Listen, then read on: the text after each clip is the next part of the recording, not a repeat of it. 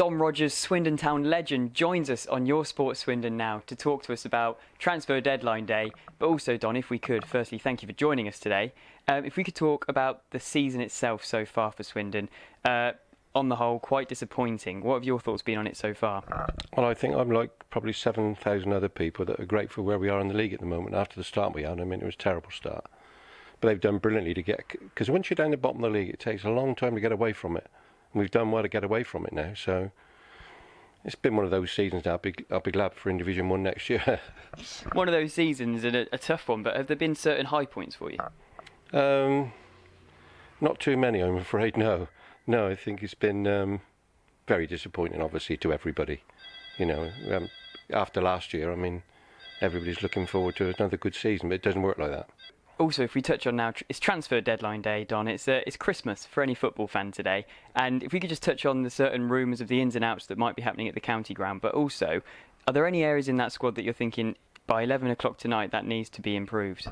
Well, I think, again, like everybody else, we need a defender, that's for sure. And the rumours are that Jack Stevens might be coming back, which will be great, because, I mean, he did brilliant for us last year.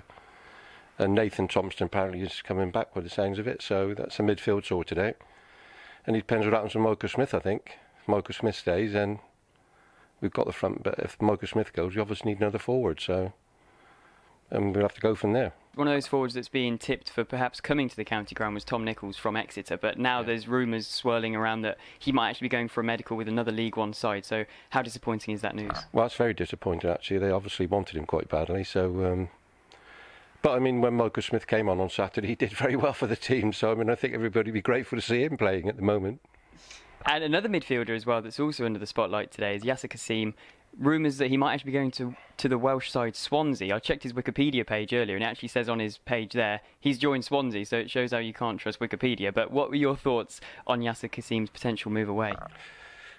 Well, to be honest with you, I'm quite amazed he'd be going to Swansea in the Premier League. 18 months ago, yes, I think, you know, you're looking at him and thinking what a good player he was. But I think he's, you know, he hasn't played as well for the last 6 months. Definitely this season he hasn't played as well as he did last year, so... Obviously, it'd be a very good move for the club and a very good move for him. So I wish him all the best if he goes. Definitely, and that's kind of answered my next question. But are there any certain players that you wouldn't mind seeing the back of or offloading? Well, no, I'm not in a position to say that. Really, that's not my job. That's the chairman's job. But I think most players do a job for the team at the moment. I don't think there's any. You know, they know what they're doing in getting players in. So no, I don't think there's anybody who'd have to say that they were that bad. Okay, very nice. So, also, if you look at the rumours and the ins and outs, so many foreign imports now coming into the English game, and you see increased intensity on people saying the English game's dying, the youth system's dying. What are your thoughts on it? How are these foreign imports affecting the game? Well, I think that foreign imports is all to do with the cost of the players. That's what it's to do with, especially the better players. I mean, they're so cheap from abroad that I've spoken to people who've managed clubs and all that, and they've said you go to Portugal and places like this and you can get them for the tenth of the price. You get an unknown player over here, so that's the reason for a lot of it.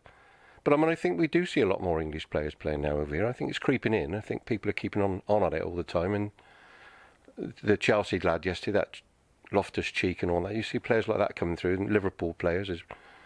There is players coming through now, I think. And what about back in the day, if you like? How frequent was it that you were getting calls? Because I suppose were there agents back then, or was it a case of just you finding your own club? No, we didn't. You weren't allowed to do anything. You couldn't speak to a club. You couldn't speak to anybody. The only thing you found out was if the club decided to tell you that there's been an offer for you, which they never did. So when I left Swindon, I found out there's quite a few offers for me during the few years, but I never knew about any one of them. Wow, brilliant. Okay, Don, thanks for taking time out today, and hopefully the rest of the evening will be a successful one for Swindon. Yeah, cheers. Cheers, Don. Thank you.